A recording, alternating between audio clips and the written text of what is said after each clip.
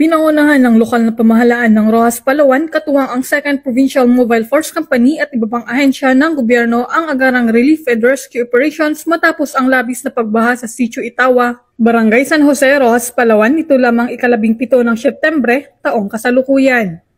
Ang kalamidad ay dulot ng pinalakas na hanging habagat bunga ng magkasunod na bagyong Ferdy at Hener na nagdulot ng malawakang pagbaha sa naturang lugar.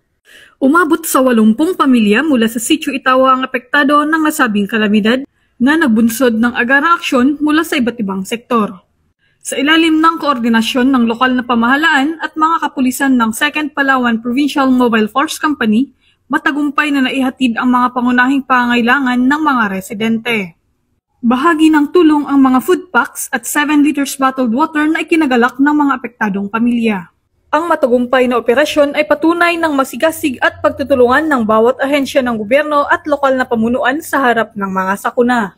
Patuloy ang kanilang pangako na bigyang proteksyon at suporta ang bawat mamamayan lalo na sa panahon ng kalamidad dahil sa bagong Pilipinas, ang gusto ng pulis, ligtas ka. Mula dito sa Home of the Police Eco Warriors, Calapan City, Oriental Mindoro, ako ang inyong PNN correspondent, Patrolwoman Desiree Padilla, alagad ng batas, tagataguyod ng Balitang Pulis.